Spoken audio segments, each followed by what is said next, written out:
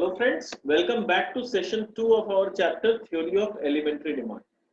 Last session में हम लोगों ने सीखा कि डिमांड किसे कहते हैं, इफेक्टिव डिमांड क्या होता है, फिर इंडिविजुअल पर्सपेक्टिव से हमने सीखा कि क्या-क्या फैक्टर्स होते हैं जो किसी एक इंडिविजुअल के डिमांड को इन्फ्लुएंस करते हैं। अब हम लोग सीखेंगे कि पूरा मार्केट में किसी पर्टिकुलर प्रोडक्ट का डिमांड जब होता है तो क्या-क्या फैक्टर्स होते हैं जो पूरे मार्केट के डिमांड को इफेक्ट करते हैं। चलो देखते हैं। Determinants of market demand. Market demand for a commodity is the aggregate demand, which is also called collective demand, of all the individuals for that commodity at various possible prices and at a given time period. यानी market demand क्या है? Market demand किसी भी commodity का जो है वो है कलेक्टिव डिमांड, कि जब सारी जनता मिलके किसी प्रोडक्ट को डिमांड करती है तो कलेक्टिवली उस प्रोडक्ट का मार्केट में किस पॉसिबल प्राइस पे कितना डिमांड है, ठीक है, with in that given time period, यानी पर मंथ का बात करें या पर डे का बात करें या पर वीक का बात करें, कुछ भी, तो उस पर्टिकुलर गिवन टाइम पीरियड में सारे जो लोग जो है, जो जनता है, उसको कलेक्ट करके अगर हम कलेक्टिवली देखें कि उस पर्टिकुलर प्राइस पे उस पर्टिकुलर पीरियड पे उस प्रोडक्ट का कितना डिमांड है, तो इसको बोलते हैं हम market demand. Since market demand is the total demand of all the individuals, it is influenced by all those factors that affect the individual demand. तो क्योंकि मार्केट डिमांड कुछ नहीं है जब, बल्कि it's a collection of all the individual demand. Market अपने आप में कुछ नहीं है, मार्केट तो क्या है, it's a collection of people. तो इंडिविजुअल डिमांड का जो कलेक्टिव रिजल्ट आता है उसको हम मार्केट डिमांड बोलते हैं।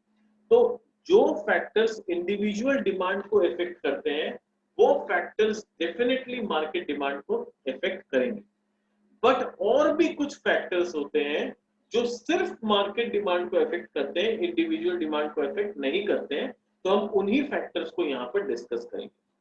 सो in addition to these individual factors, market demand is also influenced by the following factors. अब ऐसा क्या क्या फैक्टर है? सबसे पहला फैक्टर है पॉपुलेशन। ठीक है, जैसा हम जानते हैं कि कोई भी प्रोडक्ट है, मान लो खाने पीने का सामान हो गया, तो पॉपुलेशन जितना ज्यादा होगा उतना ज्यादा उस खाने पीने का प्रोडक्ट का डिमांड होगा। फिर सपोज फॉर एग्जांपल कोई पर्टिकुलर चीज देख लेते हैं, मान लो कि स्पोर्ट्स मटेरियल, तो हम लोग ये जानते हैं कि स्पोर्ट्स इक्विपमेंट्स या स्पोर्ट्स मटेरियल का डिमांड जनरली यंग पीपल ज्यादा करते हैं, है ना। ओल्ड एज में तो कोई स्पोर्ट्स खेलने जाता नहीं, तो डिमांड आएगा तो यंग पॉपुलेशन से आएगा। तो ये देखेंगे कि कंट्री का जो पॉपुलेशन ग्राफिक्स है या जो डेमोग्राफी है उसमें यंग पॉपुलेशन ज्यादा है कि ओल्ड पॉपुलेशन ज्यादा है। फिर आता है मेल पॉपुलेशन ज्यादा है कि फीमेल पॉपुलेशन ज्यादा है। तो ये डेमोग्राफी के बेसिस पे भी क्या होता है, अलग अलग प्रोडक्ट का डिमांड डिपेंड करता है। अगर यंग पॉपुलेशन ज्यादा है तो स्पोर्ट्स मटेरियल और इन सब चीजों का डिमांड ज्यादा होगा। अगर ओल्ड पॉपुलेशन ज्यादा है तो इन सब चीजों का उतना ज्यादा डिमांड नहीं होगा। ठीक है, तो पॉपुलेशन बहुत इंपॉर्टेंट फैक्टर्स है।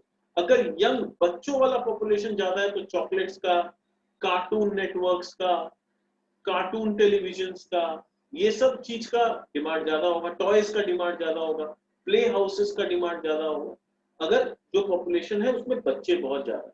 और अगर वहीं ओल्ड पॉपुलेशन ज्यादा है तो क्या होगा, मेडिसिन का डिमांड ज्यादा होगा। फिर उनका जो जैसे किनको किसी को कान का प्रॉब्लम होता है, सुनाई नहीं देता है ओल्ड एज में, तो ईयर का जो इक्विपमेंट्स होता है उनका डिमांड ज्यादा होगा। बेसिकली जो मेडिकल इक्विपमेंट्स है उनका डिमांड ज्यादा होगा। तो ये सब किन चीजों पे डिपेंड कर रहा है कि पॉपुलेशन कितना है और दूसरा पॉपुलेशन का डेमोग्राफी कैसा है। तो ये पॉइंट क्लियर। नेक्स्ट आते हैं सीजन एंड वेदर।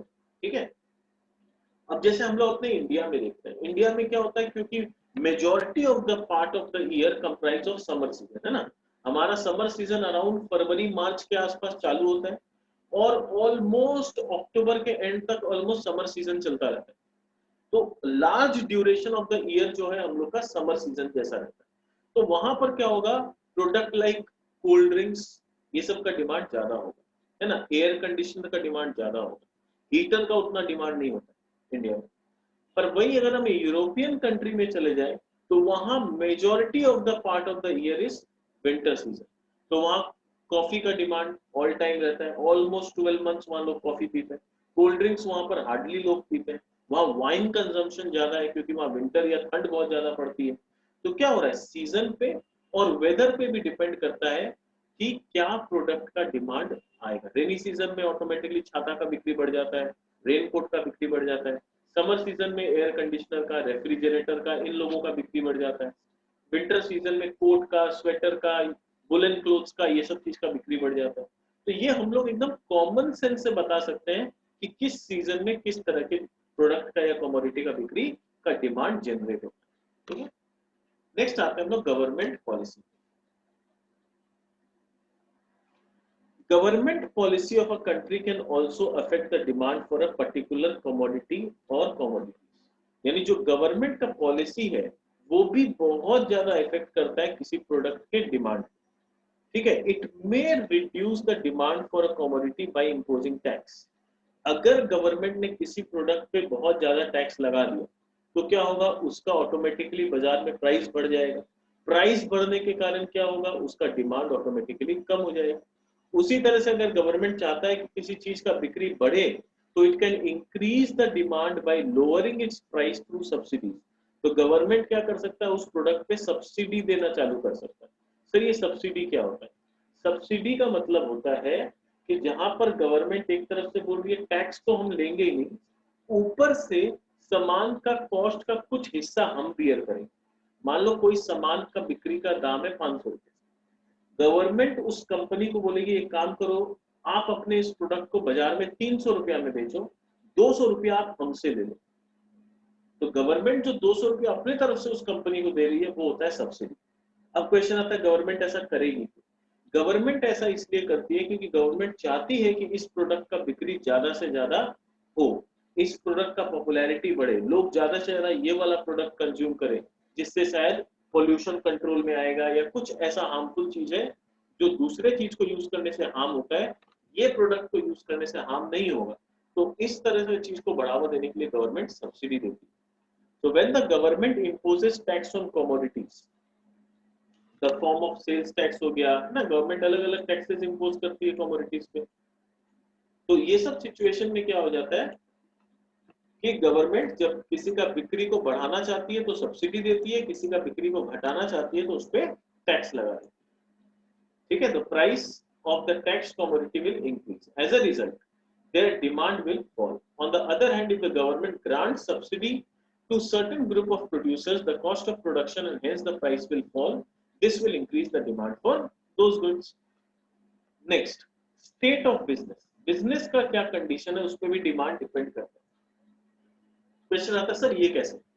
बोला the prevailing business condition in the country also affect the level of demand. For example, during boom period, यानी जब सबको नौकरी मिल रहा है, सब अच्छा कमा रहे हैं, सबके पास अच्छा खासा पैसा है, तो ऑटोमेटिकली मार्केट में डिमांड बढ़ जाएगी।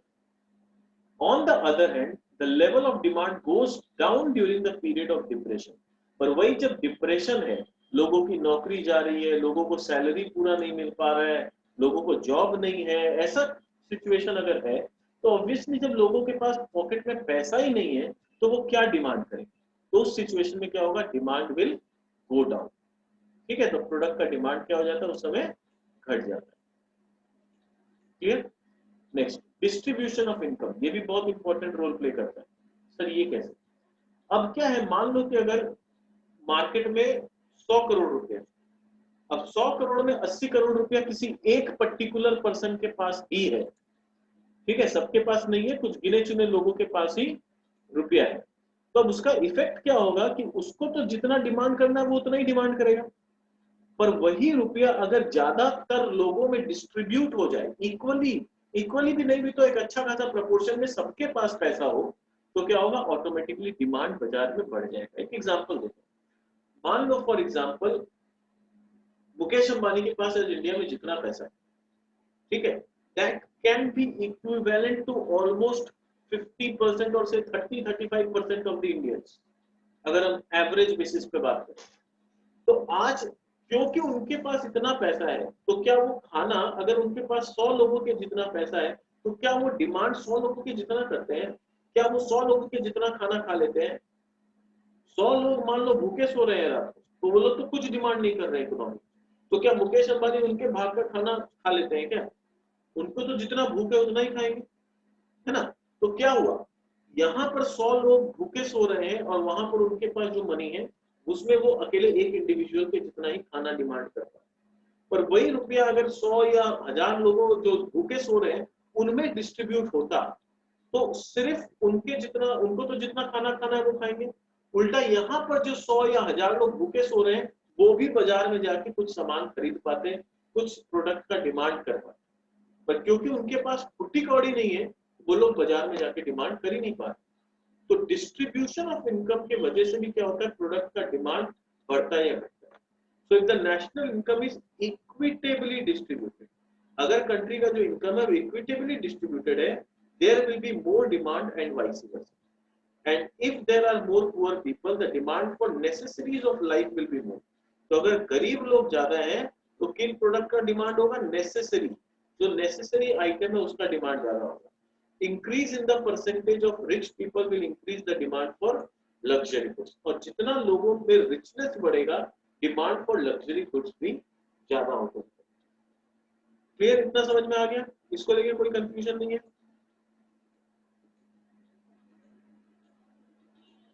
नेक्स्ट आते हैं। फिर यहाँ पर एक फंक्शन दिया हुआ है डिमांड फंक्शन, ठीक है, देखते हैं क्या होता है ये। तो डिमांड फंक्शन में क्या हुआ कि डिमांड फंक्शन किस पे डिपेंड करता है, डिमांड फॉर कमोडिटी एक्स यानी खुद के प्राइस, मतलब डिमांड फॉर एनी कमोडिटी से x depend upon various factors. तो क्या क्या है, price of the commodity, price of related commodity, consumer का इनकम, कंज्यूमर का टेस्ट एंड प्रेफरेंस, ये हो गया इंडिविजुअल लेवल पे। मार्केट लेवल पे हम लोग ऑलरेडी पढ़े हैं, पॉपुलेशन पे, सीजन पे, वेदर पे, फिर डिस्ट्रीब्यूशन ऑफ इनकम पे, गवर्नमेंट के पॉलिसी पे, फिर इकोनॉमिक एनवायरनमेंट कैसा है, बूम है, डिप्रेशन है, क्या है उस पे। तो इन सब चीजों पे ये डिपेंड करता है, ठीक है। अब आ जाते हैं हम लोग लॉ ऑफ डिमांड, कि लॉ ऑफ डिमांड क्या बोलते हैं। The law of demand explains the inverse relationship between the price and quantity. तो लॉ ऑफ डिमांड दिखाता है कि किस तरह से प्राइस और क्वांटिटी में एक इनवर्स रिलेशनशिप मेंटेन होता है, ठीक है। अकॉर्डिंग टू दिस लॉ, ये लॉ के अनुसार अदर थिंग्स बीइंग इक्वल, अगर बाकी सारी चीज इक्वल है, price and quantity demanded for a commodity moves in opposite direction. Opposite direction मतलब क्या? अगर गुड्स एक नॉर्मल कमोडिटी है तो क्या होगा, जितना उसका दाम घटेगा उतना उसका डिमांड बढ़ेगा, एंड वाइस वर्सा, क्या, जितना उसका डिमांड बढ़ेगा उसका डिमांड उतना घटेगा। तो प्राइस बढ़ने से डिमांड घटता है और प्राइस घटने से डिमांड बढ़ता है, ठीक है। तो ये है सिंपल सा लॉ ऑफ डिमांड। और उसका फिर हम लोग सब्स्टिट्यूशन इफेक्ट देखते हैं। As a commodity price falls, the consumer normally buys more, ठीक है। जैसे जैसे कमोडिटी का प्राइस फॉल होता है कंज्यूमर ज्यादा बाई करने लगता है, ठीक है। For this commodity because they are likely to substitute it for the other goods which prices have not changed। देखो साफ साफ बता रहा है, इसको ध्यान से समझना।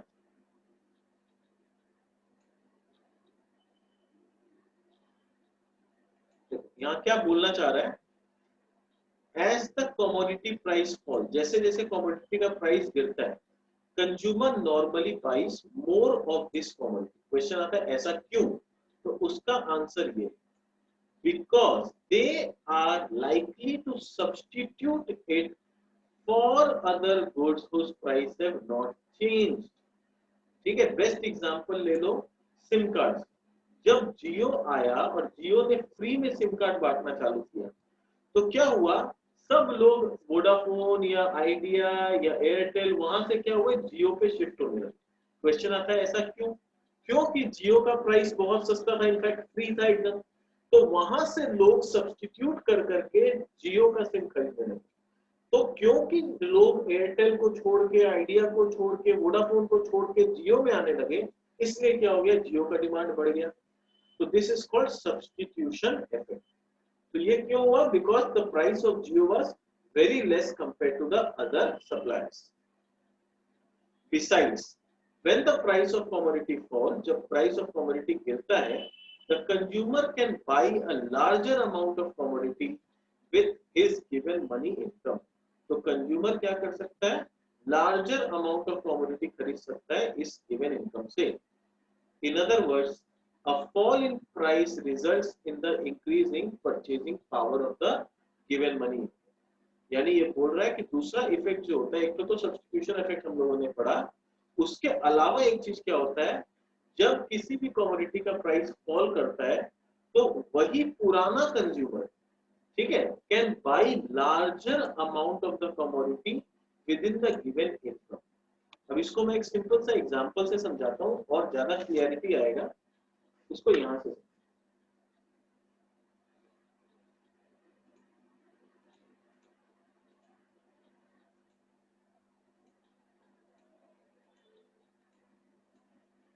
यहाँ पर मान लो ये कमोडिटी ए है, ये कमोडिटी बी, ठीक है. तो कुछ लोग कमोडिटी ए बी खरीद रहे हैं, मान लो ये लोग सबको एक एक पीस खरीद रहे हैं, तो यहाँ 4 पीस का डिमांड. और कमोडिटी ए के जो कस्टमर है वो लोग भी 4 जन है और ये लोग भी 4 पीस खरीद. अब देखो सब्स्टिट्यूशन इफेक्ट क्या होता है और इनकम इफेक्ट क्या होता है. इसका दाम भी 10 रुपया था, इसका दाम भी 10 रुपया. हुआ क्या, जब ए का दाम 10 से घट के मान लो 5 रुपया हो गया, तो ये जो 4 जन थे वो लोग देखे, अरे वाह, ए तो 4-5 रुपया में मिल रहा है, बी का तो 10 रुपया दाम है, वो लोग चारों जन यहाँ पर शिफ्ट हो गए. तो ये 4 पीस का डिमांड एक्स्ट्रा बढ़ गया यहाँ पे. दूसरा इसको बोलते हैं, ये हुआ सब्स्टिट्यूशन इफेक्ट. इसको बोलते हैं सब्स्टिट्यूशन इफेक्ट, कि जो लोग प्रोडक्ट बी कंज्यूम कर रहे थे वो लोग बी से ए की तरफ शिफ्ट हो रहे हैं. तो दिस इज कॉल्ड सब्स्टिट्यूशन. अब आता है इनकम इफेक्ट क्या होता है. अब ये जो एग्जिस्टिंग कस्टमर्स थे जो 4 पीस खरीद रहे थे, क्योंकि पहले ये 10 रुपया करके मिल रहा है, अब क्योंकि इसका दाम 5 रुपया हो गया, तो ये लोग बोलते हैं, अरे वाह, 10 रुपया तो पहले भी खर्च करते थे, अब एक काम करते हैं इसका 2-2 पीस खरीद. तो ये चारों जन 2-2 पीस खरीदने लगे. तो यहाँ पर जो 4 पीस का बिक्री था और एक्स्ट्रा 4 पीस का बिक्री आ गया. तो टोटल जो पहले 4 पीस बिकता था, अब हम लोग देखेंगे टोटल 12 पीस बिकने लगे. तो ये 12 पीस क्यों हो गया, 4 पीस तो बढ़ा सब्स्टिट्यूशन इफेक्ट की वजह से, ये लोग छोड़ के यहाँ आ गए, और 4 पीस बढ़ा, ये हुआ इनकम इफेक्ट. इनकम इफेक्ट का यहाँ मतलब है रियल इनकम से, क्योंकि इन लोगों का परचेजिंग पावर बढ़ गया. पहले 10 रुपया में बिकता था तो ये लोग एक ही पीस खरीद पाते थे, आज 5 रुपया दाम हो गया तो ये लोग अब उसी 10 रुपया में 2 पीस खरीद सकते, यानी इनका परचेजिंग पावर बढ़ गया. तो इनका इनकम इफेक्ट ये हुआ कि अभी एक के बदले 2 पीस डिमांड करेंगे, तो 4 के बदले 8 पीस बिकेगा. तो 8 पीस वहां बिका, 4 पीस मान लो यहाँ पर शिफ्ट हो गया, तो उस तरह से क्या हुआ, डिमांड 12 पीस का आ गया. तो अल्टीमेटली हम लोग जो देखते हैं कि जो प्राइस घटने से डिमांड बढ़ता है, इसके पीछे 2 इफेक्ट होता है. एक होता है सब्स्टिट्यूशन इफेक्ट, एक होता है इनकम इफेक्ट. इसीलिए हम लोग बोलते हैं price effect is equal to substitution effect plus income effect. ये एक इक्वेशन बनता है कि टोटल प्राइस का जो इफेक्ट आता है वो 2 कारणों से आता है, सब्स्टिट्यूशन इफेक्ट से और income effect. Clear? I hope ये एकदम क्लियर हो गया.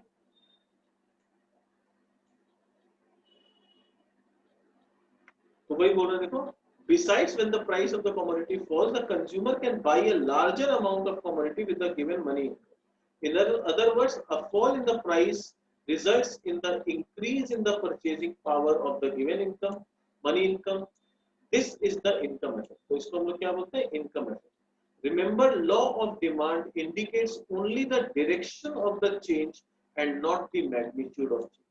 तो लॉ ऑफ डिमांड अपने खाली ये बताता है कि डिमांड बढ़ेगा या घटेगा, और किन कारणों से बढ़ेगा, किन कारणों से घटेगा, बट वो ये नहीं बता सकता है कि कितना बढ़ेगा या कितना घटेगा. ये मैग्नीट्यूड नहीं बता सकता, खाली डायरेक्शन बता सकता.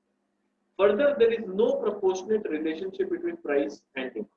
और बोल रहा है कि कोई ऐसा प्रोपोर्शनेट रिलेशनशिप नहीं है कि प्राइस अगर 10% फॉल होगा तो डिमांड 20% राइज होगा. ऐसा कोई रिलेशनशिप नहीं होता है. ये कंज्यूमर के ऊपर डिपेंड करता है, कब डिमांड अचानक बढ़ जाए, कब डिमांड अचानक घट जाए, कितना प्राइस घटने पे कितना डिमांड बढ़ेगा, ये कोई पहले से प्रेडिक्ट नहीं कर सकता.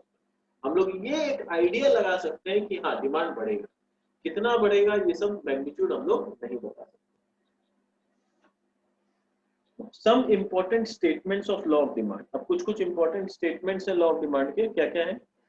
According to Dr. Marshall, the amount demanded increase with the fall in price and diminishes with the rise in price.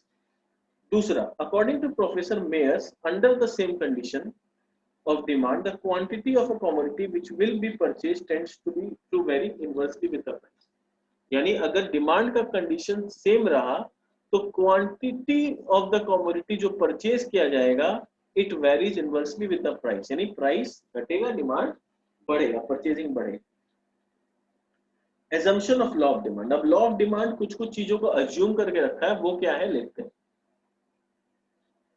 In the statement of law the phrase other things being equal, ये other thing being equal मतलब हमने पढ़ा है बहुत सारे factor होते हैं जो किसी भी चीज के डिमांड को अफेक्ट करते हैं, पर यहाँ पर लॉ ऑफ डिमांड में हम लोगों ने क्या किया, हम लोगों ने सिर्फ एक फैक्टर को कंसिडर किया है और वो फैक्टर है प्राइस। बाकी सारे फैक्टर को हमने क्या लिख दिया, other things being equal. Clear? It indicates the assumption on which the law of demand is built. तो ये indicate करता है assumption कि law of demand किस assumption पे build किया है। By other things, अब क्वेश्चन आता है other things का मतलब क्या है? So by other things we mean other factors। हम लोग का मतलब क्या है, other factors other than price, यानी price के अलावा बाकी जो जो factors हैं जो demand को influence कर सकते हैं।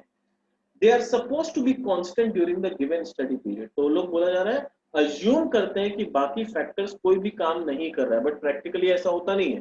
हर समय बहुत सारे फैक्टर्स काम कर रहे होते हैं, बट यहाँ पर क्योंकि हमें लॉ ऑफ डिमांड स्टैब्लिश करना था, उसे एक्सप्लेन करना था, तो एक बार हमने अज्यूम किया कि बाकी फैक्टर्स को एक बार अपने कांस्टेंट अज्यूम करते हैं। So they are supposed to be constant during the given study period. They are that there is no change in consumer income, मानते हैं कि कंज्यूमर के इनकम में कोई चेंज नहीं आया है।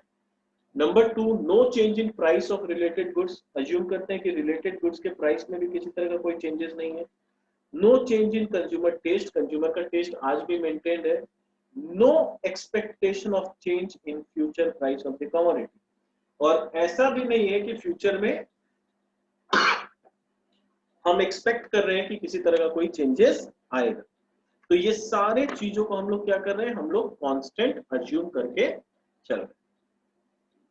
अब आता है एक्सप्लेनेशन ऑफ लॉ, कि लॉ एक्सप्लेन क्या करता है। सिंपल सा एकदम चीज है। Assuming all other factors constant, the law of demand states the relationship only between the price of the commodity and its quantity demanded. Hence, the law can be expressed by demand function given below. In the law of demand, relationship between the price of the commodity X and its demand is established. Price of related goods PR, income of the consumer Y, taste and preference, wealth, population etc. are assumed to be constant. ये सारे चीज को हम constant assume करते हैं. The sign of bar put on other factor indicates constancy. यानी जो ऊपर में बार का सिंबल दिया है, assume कर रहे हैं कि ये सारे चीज constant है, तो demand for the commodity X is totally dependent upon the price of the commodity X. So law of demand can be explained with the help of demand schedule and demand curve. Question आता है demand schedule क्या होता है, तो define करने आ जाता है बहुत बार, व्हाट इज डिमांड शेड्यूल। तो ये मार्क कर लो, a demand schedule summarises the information on price and quantities demanded. It shows different quantity of a commodity demanded at different price. तो डिमांड शेड्यूल एक टैबुलर अरेंजमेंट है जो दिखाता है कि किस प्राइस में कितना क्वांटिटी का डिमांड है। तो डिमांड शेड्यूल में भी इंडिविजुअल डिमांड शेड्यूल और market demand schedule. Individual demand schedule shows different quantity of demand for a commodity by a particular individual. देखो ये important word है, by a particular individual, ठीक है, क्योंकि ये हम लोग किसका कर रहे हैं, डिमांड शेड्यूल ऑफ इंडिविजुअल देख रहे हैं, at different prices of that commodity at a given moment of time, कि उस particular point of time में वो इंडिविजुअल व्यक्ति किस प्राइस पे कितना पीस खरीदने के लिए तैयार है। यहाँ पर एक टेबल बना के हम लोग को अच्छा से दिखाया हो कि मान लो hypothetical individual demand schedule, price of sugar rupees per KG, quantity of sugar in KG. तो 30 रुपया में वो बोल रहा है हम 1 किलो खरीदेंगे, 29 रुपया में बोल रहा है 2 किलो खरीद लेंगे, ऐसे करके जैसे जैसे प्राइस घट रहा है वो ज्यादा क्वांटिटी खरीदने के लिए तैयार। The above table shows the consumer demand consumer will demand more sugar at lower price, other things being equal. तो यहाँ पर बाकी चीजों को एक बार कांस्टेंट माना जा रहा है। नेक्स्ट आता है market demand schedule.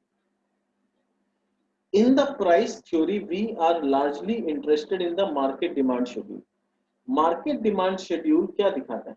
Market demand schedule shows the quantity of a given commodity which all consumers in the market will buy at different prices. कि ये पूरा कलेक्शन दिखाता है कि सारे कंज्यूमर मिला के मार्केट में किस पर्टिकुलर प्राइस पे कितना क्वांटिटी डिमांड करेंगे। In other words, by adding the individual demand schedule together, we obtain the market demand schedule. For the sake of simplicity, suppose there are only 3 consumers A, B and C in the market, whose individual demand schedules are given below. Market demand schedule has also been construed by adding these individual schedule in the example. तो example हम लोग को जो table का बात कर रहा है वो टेबल ये है कि अज्यूम करा जा रहा है कि यहाँ पर 3 कंज्यूमर है ए, बी और सी। तो 30 रुपया में ए बोल रहा है हम 1 किलो खरीदेंगे, बी बोल रहा है हम 2 किलो खरीदेंगे, सी बोल रहा है हम 3 किलो खरीदेंगे। तो तीनों को एडअप करके मार्केट में कितना का डिमांड होगा? 6 किलो। यानी 30 रुपया जब चीनी का दाम होगा, शुगर का दाम होगा, तो मार्केट में डिमांड 6 किलो का होगा। सिमिलरली जब 29 होगा तो 9 केजी का डिमांड आएगा, 28 पे 12 केजी का, 27 पे 15 केजी का और 26 पे 18 केजी। और ये डिमांड क्या चीज का है? ए प्लस बी प्लस सी तीनों को एडअप कर। तो बेसिकली क्या बताना चाह रहा है कि market demand is nothing but the collection of all the individual demand. ठीक है,